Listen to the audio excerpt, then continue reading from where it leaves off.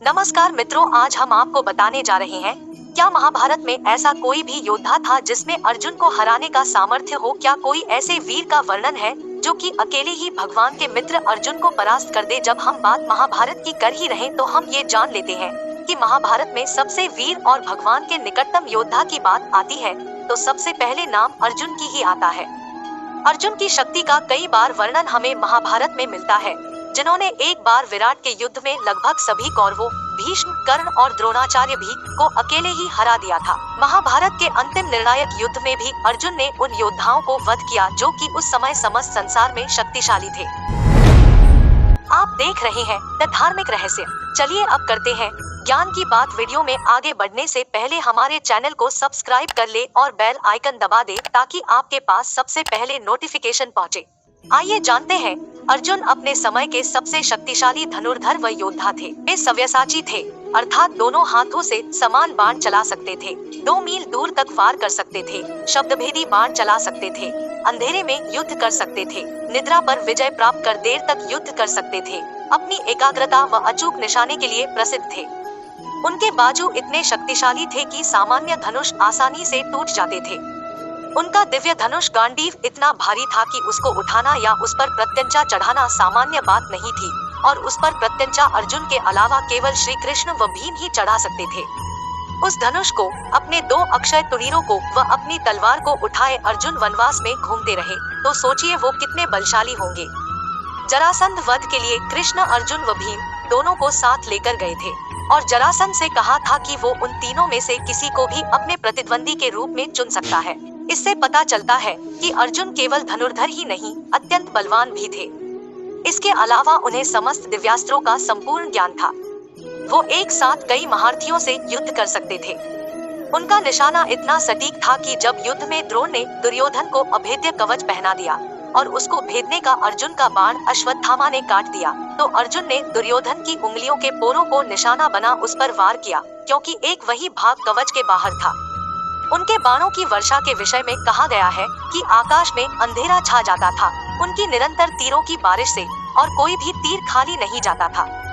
युद्ध के 14वें दिन जब उन्हें अपने प्रण के अनुसार सूर्यास्त से पहले जयद्रथ का वध करना था, तो कुरु सेना में वो अपने रथ पर श्री कृष्ण के साथ अकेले घुस गए थे। व रास्ते में आने वाले हर महारथी को परास्त करते हुए या उसका वध करते हुए उन्होंने कई मीलों का सफर किया, क्योंकि द्रोण ने जयद्रथ को अपनी व्यूह रचना से सुरक्षित छिपा रखा था। निरंतर इतना चलने पर दिन के मध्य तक उनके अश्व प्यास और थकान से निढाल से हो गए थे। तब अर्जुन ने वही अकेले कौरवों की सेना से चारों ओर से घिरे हुए युद्ध भूमि में अपने तीर से भूमि को भेद एक तालाब बनाया, अपने तीरों से उसके चारों ओर एक दीवार बनाई, जिसके अंदर कृष्ण ने अश्वों को खोला, उन्हें पानी पिलाया व उनके तीर निकाल उन्हें सुस्ताने का अवसर दिया।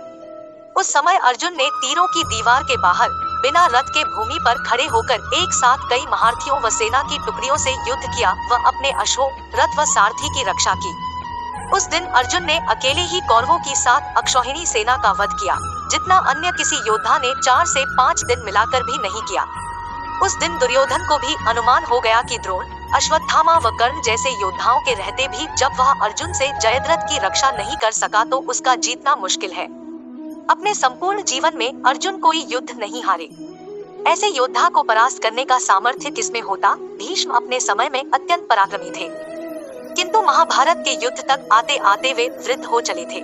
उनका और अर्जुन का जब भी सामना हुआ, जीत अर्जुन की ही हुई। भीष्म के तुणीर में जो भी अस्त्र थे, उनका उत्तर अर्जुन के पास था, किंतु अर्जुन के हर अस्त्र का जवाब भीष्म के पास नहीं था। अम्बा की यह चाह थी कि भीष्म की मृत्यु उनके कारण हो, और इसी कारण से शिखंडी उनके अंतिम युद्ध में उनके सामने थे, किंतु जिन बाणों ने उन्हें शरशैया पर लिटाया वो अर्जुन के थे। द्रोण क्षत्रिय नहीं थे, किंतु अस्त्र विद्या में पारंगत थे और उनके सम्मुख ठहरना आसान बात नहीं थी। उनका अर्जुन से जब भी सामना हुआ, विजय अर्जुन की हुई। कुरुक्षेत्र में शत्रु को जान से मारना था, और इसी कारण अर्जुन द्रोण से युद्ध करने से कतराते रहे, क्योंकि वो अपने गुरु की हत्या नहीं करना चाहते थे। किंतु इस बात में कोई संशय नहीं था, द्रोण को भी नहीं कि अर्जुन युद्ध कला में उनसे कोसों आगे है। कर्ण अत्यंत पराक्रमी योद्धा व शक्तिशाली धनुर्धर था, किंतु अर्जुन, जिसको परास्त करने के स्वप्न में उसने अपना पूरा जीवन झोंक दिया, उनसे बहुत आगे था। कर्ण अपनी कुंठाओं व ईर्ष्या के कारण कभी महान नहीं बन सका। जब भी उसका अर्जुन से सामना हुआ,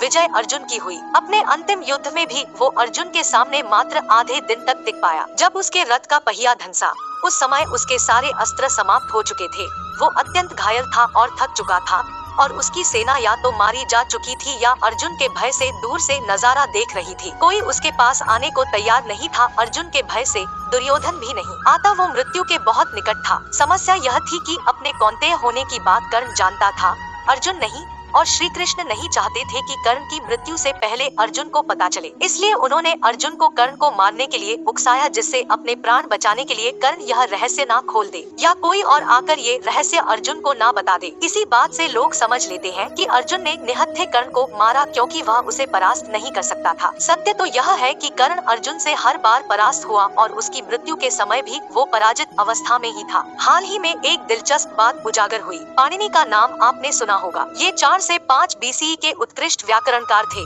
जिन्होंने अष्टाध्यायी लिखी व संस्कृत भाषा को एक नया आयाम दिया। अष्टाध्यायी में महाभारत के विषय में भी उल्लेख है और ये महाभारत के अब तक के प्राचीनतम उल्लेख है। उसमें पाणिनि ने लिखा है कि अर्जुन के भक्त व कृष्ण के भक्त अपने भगवान को श्रेष्ठ बताने पर लड़ रहे हैं, और यह हास्यास्पद है क्योंकि उनके भगवान एक ही रथ पे एक ही पक्ष में लड़े थे। इसका अर्थ यह है कि आज से करीब 2000 वर्ष पूर्व अर्जुन की भी पूजा की जाती थी एक भगवान की तरह। यानी उस समय जो महाभारत की कथा थी, जिसके हमें मात्र अवशेष मिले हैं और जो कई बार कई तरह से बदली जा चुकी है, उस प्राचीन कथा के अनुसार अर्जुन भी भगवान थे या एक अवतार थे। आज भी महाभारत का हर पर्व नर व नारायण के अभिनंदन से ही आरंभ होता है व कई ग्रंथों के अनुसार नर व नारायण दोनों की उत्पत्ति विष्णु से ही हुई थी। महाभारत से भी पहले के समय में नर व नारायण 2 भाई थे जो अत्यंत तेजस्वी ऋषि थे। उन्होंने कठिन तप व युद्ध कर दानव दंभोद्भव पर विजय प्राप्त की थी। अर्जुन व कृष्ण उन्हीं नर नारायण का दूसरा जन्म थे। जो भी हो, इससे यह पता चलता है कि प्राचीन समय में अर्जुन की भी पूजा होती थी। इससे यह भी सिद्ध होता है